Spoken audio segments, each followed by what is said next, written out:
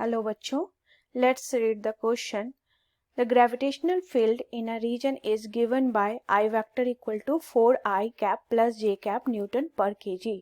Work done by this field is 0 when the particle is moved along the line. Option A, y plus 4x equal to 2. Option B, 4y plus x equal to 6. Option C, x plus y equal to 5. And option D, all of the above. Now the key concept for this question is slope of line.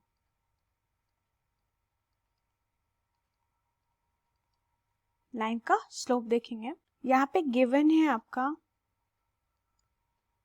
Gravitational intensity की value है 4I cap plus j cap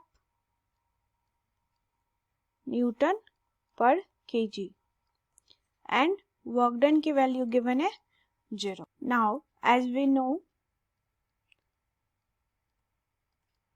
work done equal to force into displacement, दोनों का dot product होता है. अगर हम gravitational force की बात करें तो इसको क्या लिख सकते हैं, mass into intensity. Gravitational force की वैल्यू हो जाएगी डॉट डी आर. ठीक है, गिवन में कह रहा है कि इसकी वैल्यू 0 है, तो मास तो 0 नहीं होगा, ये आई डॉट डी आर आपका 0 हो जाएगा. तो हम ऐसा लिख सकते हैं कि I intensity dot D R equal to 0. यहाँ पे फोर्स की वैल्यू को हम मास इंटू ग्रेविटेशनल इंटेंसिटी लिख सकते हैं.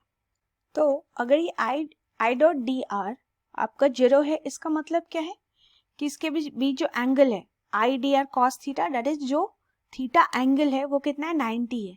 मतलब डिस्प्लेसमेंट जो है,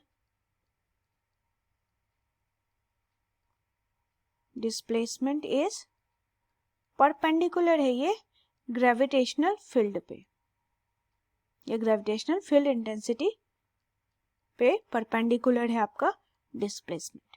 तो दो लाइन के परपेंडिकुलर होने का क्या कंडीशन होता है कि दोनों का स्लोप का product like m1 m2, m1 अगर स्लोप हो जाए i का एंड m2 हो जाए इस dr का, दैट इज डिस्प्लेसमेंट का, तो दोनों का स्लोप का प्रोडक्ट क्या होना चाहिए, -1 होना चाहिए.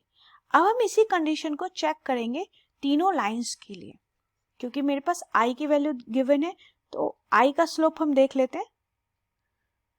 i इक्वल टू गिवन है 4I cap plus j cap, तो इसका स्लोप क्या हो जाएगा, हेंस स्लोप हो जाएगा आपका दैट इक्वल टू m1 हम ले लेते हैं, दैट इज tan थीटा. तो क्या हो जाएगा y बाय x, मतलब 1/4. m1 स्लोप की वैल्यू आ गई है 1/4. अब हम तीनों लाइन को कंपैरिजन करेंगे अपने स्टैंडर्ड इक्वेशन ऑफ लाइन से, that is compare with y equal to mx plus c से. ठीक है, तो फर्स्ट ऑप्शन में जो लाइन है गिवन वो है आपका, इसको अरेंज करके लिख लेते हैं. फर्स्ट ऑप्शन में given y plus 4x equal to 2, तो y equal to -4x plus 2. तो यहाँ पे वैल्यू क्या आएगी इसके स्लोप की, that is m2 equal to, अगर कंपैरिजन करें हम mx प्लस c से, तो m की जगह क्या है यहाँ -4 है, तो m2 आ गया -4. तो यहाँ पे m1 इंटू m2 की वैल्यू क्या हो जाएगी, m1 अभी हमारा आया है 1/4 multiplied by -4, that equal to 4 से 4 कैंसिल, दैट इक्वल टू -1. यानी कि फर्स्ट ऑप्शन में जो लाइन है वो आई के परपेंडिकुलर है. नेक्स्ट ऑप्शन भी चेक करते हैं, क्योंकि हमारा ऑल ऑफ द अबव भी आंसर है. तो दूसरा इक्वेशन जो है लाइन का, उसको भी हम अरेंज करके लिख लेंगे. y equal to -x/4 plus 6/4. तो यहाँ पे m2 की वैल्यू आ जाएगी, इसका स्लोप क्या है लाइन का, -1/4 है. तो इस लाइन के लिए m1 इंटू m2 क्या हो जाएगा, m1 की वैल्यू है 1/4 इंटेंसिटी की के लिए स्लोप मल्टीप्लाइड बाई ये m2, तो यहाँ आएगा -1/16। तो ये तो नहीं है, यहाँ इसका प्रोडक्ट -1 नहीं आ रहा, तो ये परपेंडिकुलर नहीं है। वैसे ही ऑप्शन सी भी चेक करेंगे, तो ऑप्शन सी चेक करते हैं हम।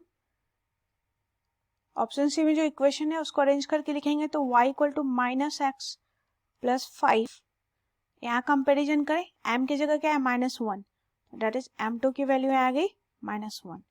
तो इसके लिए हम स्लोप का प्रोडक्ट देख लेंगे, that is m1 into m2 कितना होगा, m1 1/4 इंटू -1 दैट इज -1/4।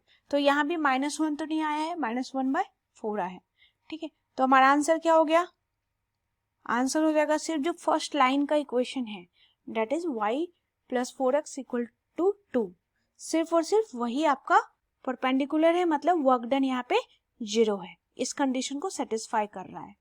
यही आपका कंडीशन है वर्क डन 0 होने का, कि m1 इंटू m2 -1 होना चाहिए। तो आंसर हो गया ऑप्शन नंबर ए। की कॉन्सेप्ट इसमें हमने स्लोप ऑफ लाइन देखना है, गिवन है आपका intensity, gravitational intensity and work done की वैल्यू 0।